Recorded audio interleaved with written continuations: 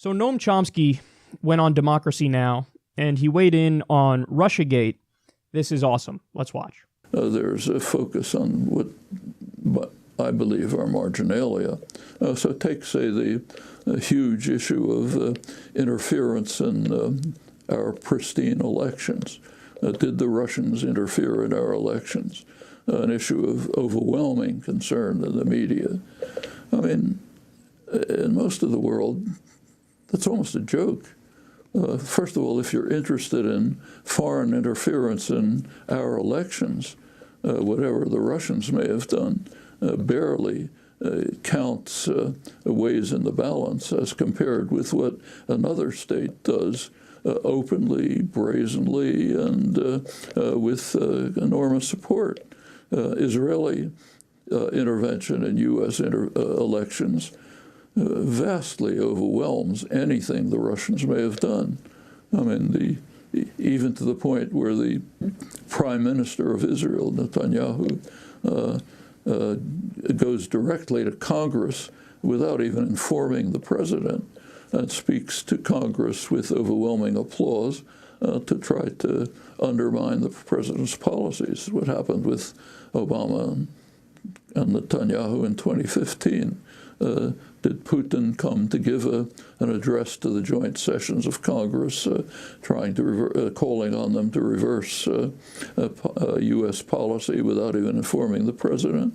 And that's just a tiny bit of this overwhelming influence.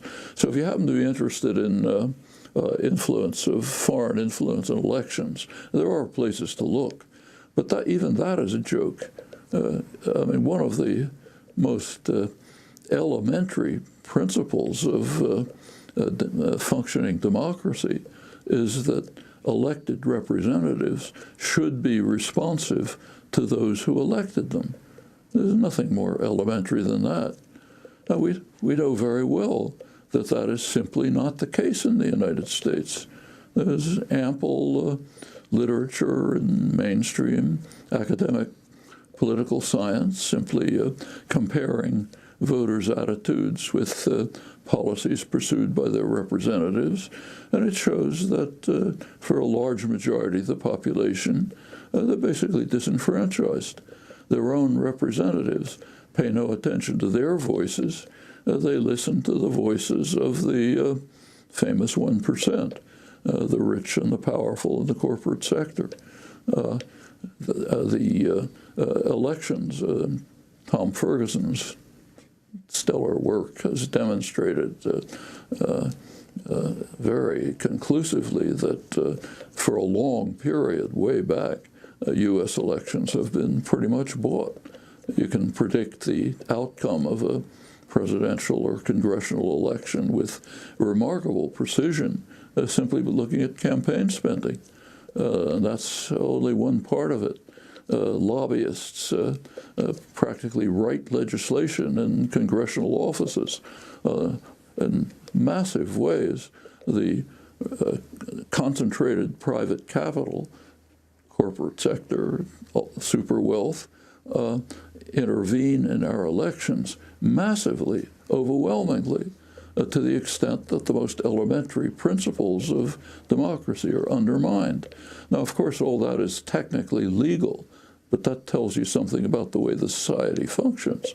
So if you're concerned with our elections and how they operate and how they relate to what would happen in a democratic society, taking a look at Russian hacking is absolutely the wrong place to look. Well, you see occasionally some attention to these matters in the media, but very minor as compared with the extremely marginal question of Russian hacking. And I think we find this on issue after issue. Also on issues on which what Trump says, for whatever reason, is not unreasonable. So he's perfectly right when he says we should have better relations with Russia. Being dragged through the mud for that is outlandish.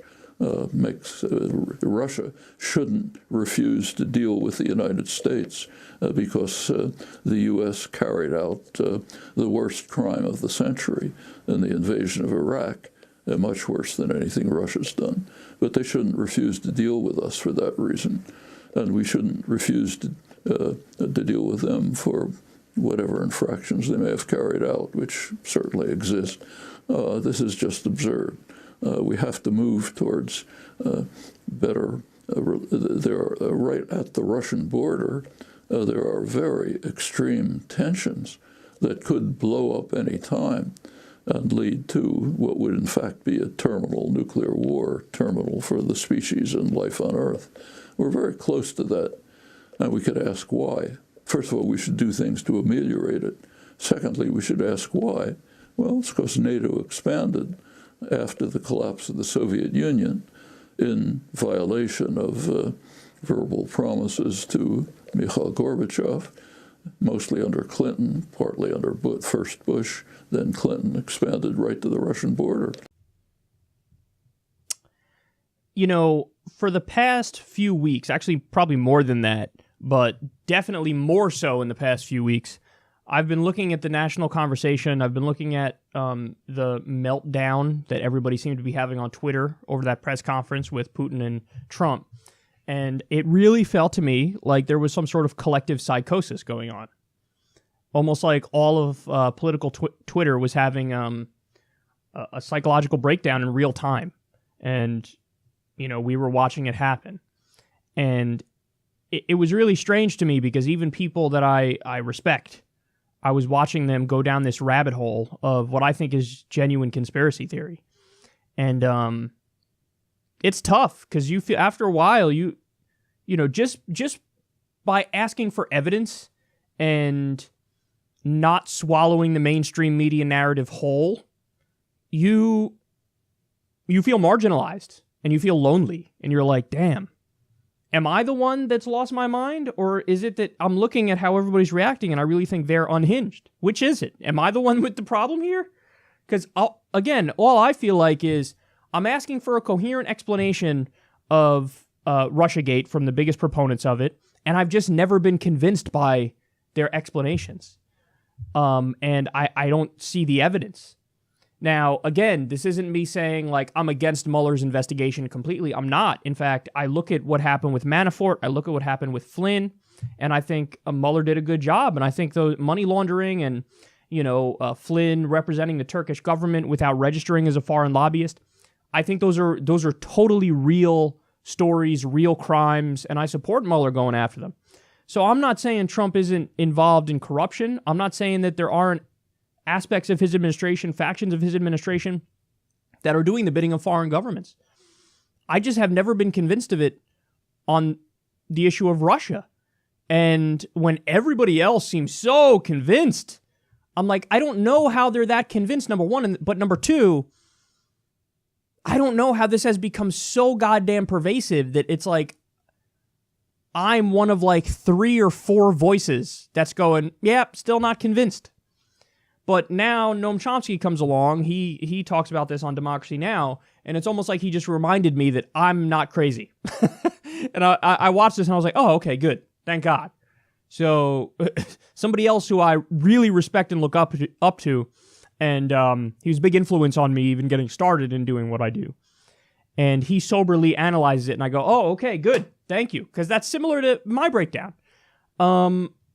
So first he says, okay, so the issue is interference in elections. That's the issue. That's the thing that everybody's like, oh, Russia's interfering in our elections. He goes, even if you accept that as this is something that's like really important that we should all be focusing on ad nauseum. Now, even if you do accept that, I think it's still fair to say there's been way too much coverage of this compared to other issues, like the fact that we're participating in a genocide in Yemen gets no coverage. But putting that aside for a second, except that this is, okay, this should be covered extensively, and it's really important. Well, Chomsky points out, the interference from Israel is worse and happens more than the interference from Russia. So again, even if you accept that premise, that we should really all go nuts at interference in our elections, even though we interfere in everybody else's elections, and it's a given that they're going to try to interfere in our elections, and this is just par for the course in international politics. But even putting that aside, again, being as kind as we can to the opposing point of view, Chomsky points out, but the interference from Israel is just way worse. So I know that when you say this stuff, people accuse you of whataboutism, but here's the thing, man. How can you not account for interference from other countries, especially if that interference is orders of magnitude worse? And that's what he's pointing out.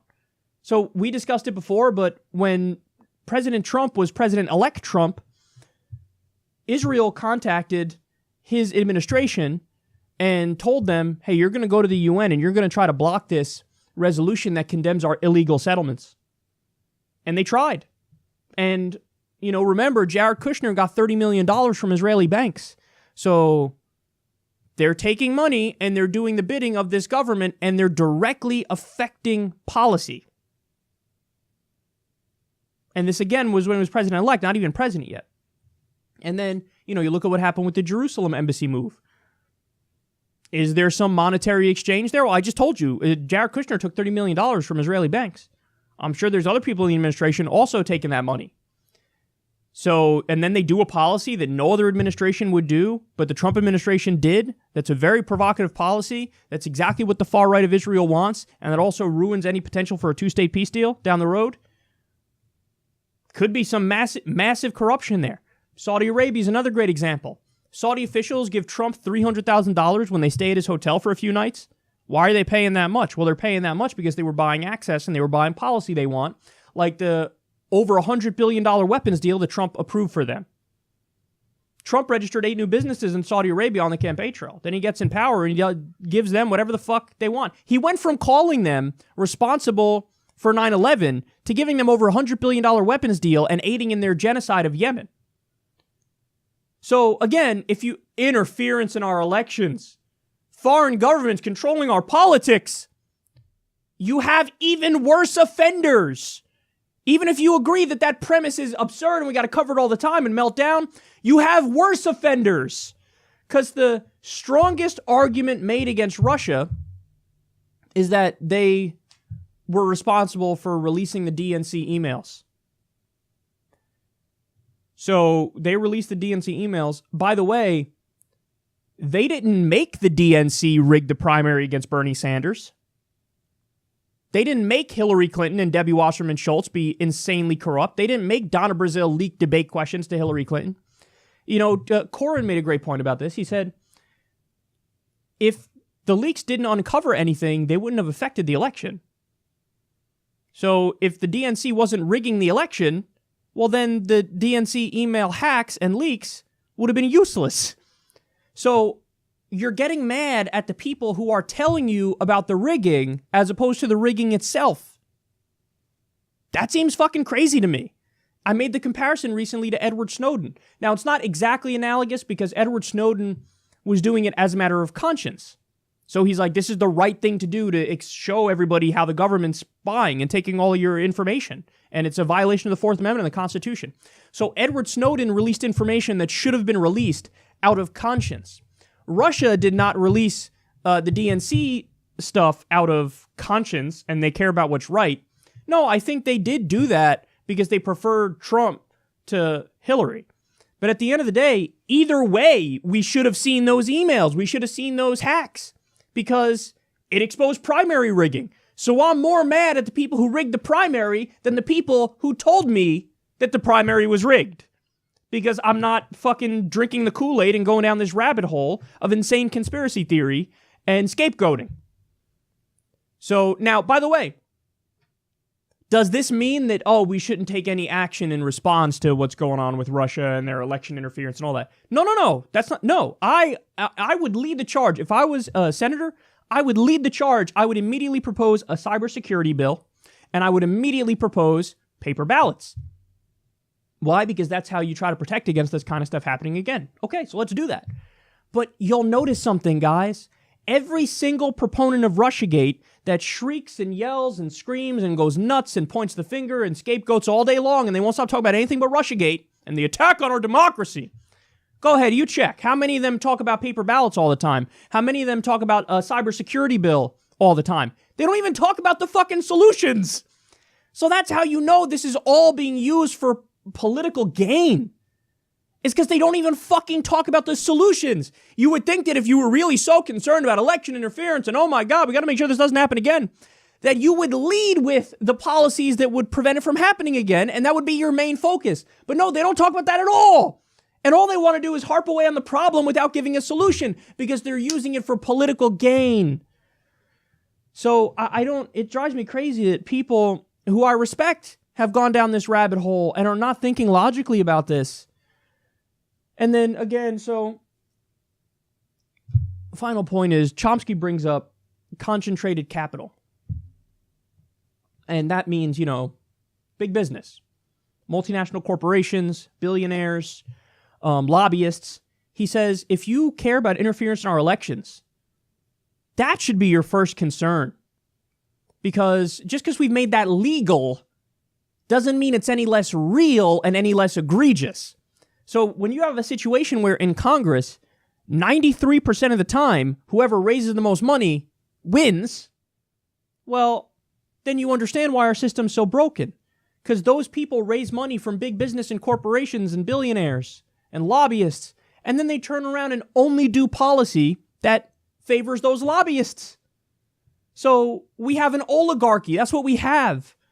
They're representing the moneyed interests. There was a study from Princeton that came out a while ago that said, indeed, we function as an oligarchy. So if you care about interference in our elections, you should be screaming about Big Pharma and the military-industrial complex and Goldman Sachs. Way before you get to Russia releasing some DNC emails that proved that they were rigging the election. So it's just the priorities are all fucked up. And I lied. I have one more point. The Democrats have now put themselves in this position. Anytime Trump does a reasonable policy when it comes to the issue of Russia, they will scream that he did it because he's Putin's puppet.